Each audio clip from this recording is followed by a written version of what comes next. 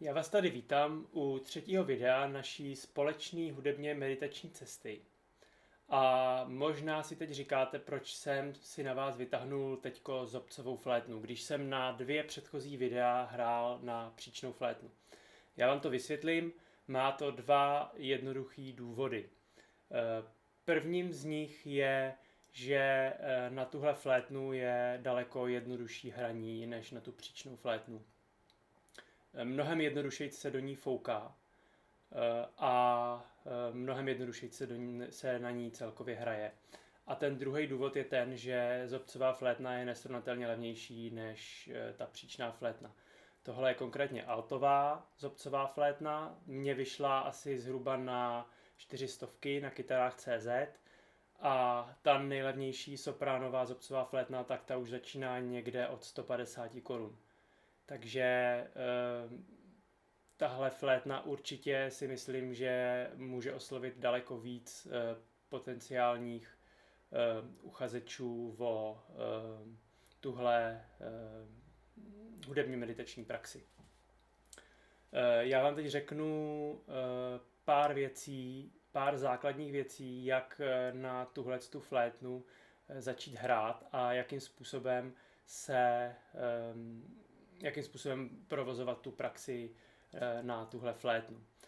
Chci jenom říct ještě, že tohle je naprosto plnohodnotný nástroj, že je úplně jedno, jestli hrajeme na příčnou flétnu nebo na tuhle zobcovou flétnu a vlastně to vám pak ještě blíž řeknu ke konci tohohle videa, že je vlastně i úplně v podstatě jedno, jestli třeba ten tón nezahrajeme technicky úplně správně, ale to, co je tam na tomto nejdůležitější, je ten záměr, který do toho tónu vložíme.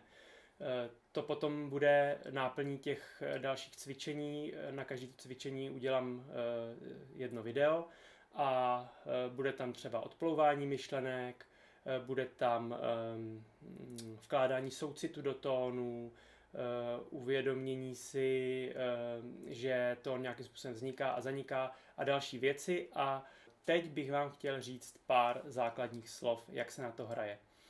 Je to úplně jednoduchý.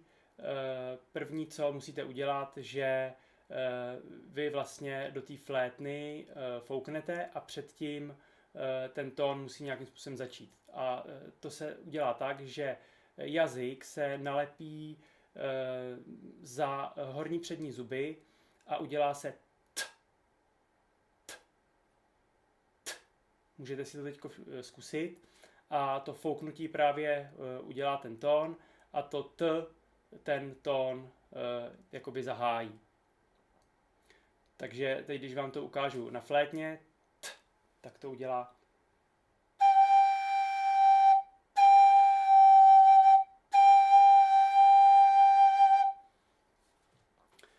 Při tom foukání, jak pak zjistíte, musíte dávat pozor, aby ten proud vzduchu byl dostatečný, ale aby zase nebyl moc prudkej, protože když není dostatečný, tak se to neozve,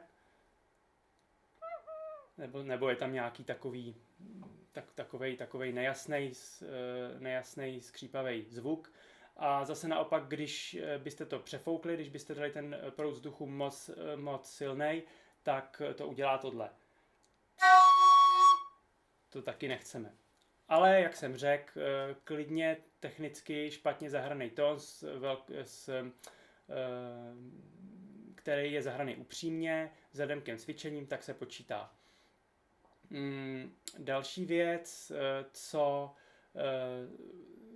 která se samozřejmě, bez který se při hraní neobejdeme, je správný držení flétny.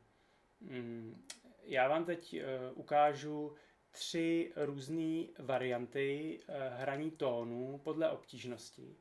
Ta úplně nejjednodušší varianta, tam si vlastně vystačíme jenom s tím v uvozovkách správným foukáním do flétny, protože my vlastně můžeme vydávat jenom jeden a ten samý tón a na něm meditovat. Stejně tak jako základní meditace se provádí jenom s dechem, což vlastně jako nemáme žádný jiný modifikace, prostě dejcháme, tak tady si vystačíme s jedním tónem. Můžeme nějakým způsobem prostě chytnout flétnu a foukáme do ní.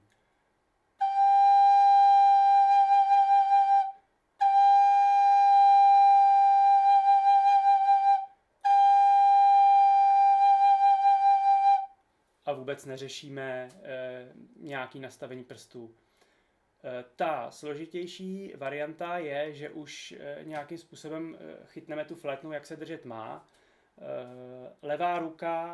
Levá ruka tu flétnu drží nahoře, pravá ruka ji drží dole. Tou levou rukou flétnu chytneme tak, že palec směřuje na spodní díru té flétny a vrchní 3 prsty, ukazováček, prostředníček a prsteníček, zacpávají první 3 nejvyšší 3 díry úplně nahoře. Ta pravá ruka, tak palec drží tu flétnu dole pod 3. dírou ze spoda a ukazováček, prostředníček a prsteníček a malíček drží ty zbývající 4 díry. Ta druhá varianta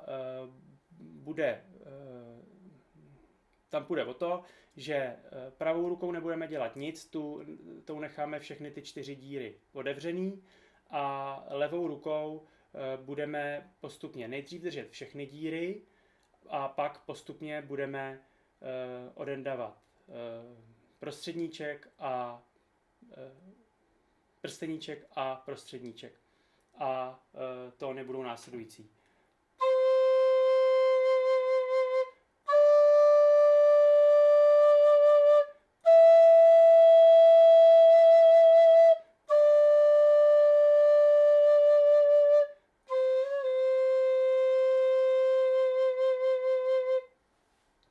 Tak a ta nejtěžší, nejnáročnější varianta bude, že budeme hrát tóny od E1 do D2. E1 je, to jsem vám vlastně ještě neřekl, když si flétnu rozbalíte, tak byste tam měli mít tabulku prstokladů. Takže podle té tabulky vy potom přesně zjistíte od nejnižšího po nejvyšší tón, který na té flétně je zahratelný, jak přesně se tam ty prstoklady tvoří. Takže to jsou úplný základy hraní na tuhle flétnu.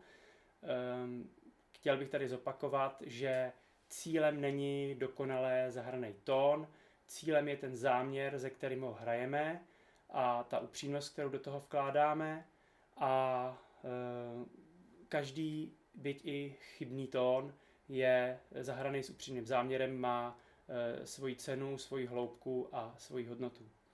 Takže já vám děkuju, že jste to vydrželi se mnou až sem a těším se na další video, kde už budeme probírat jednotlivé cvičení. Takže se mějte hezky a ahoj.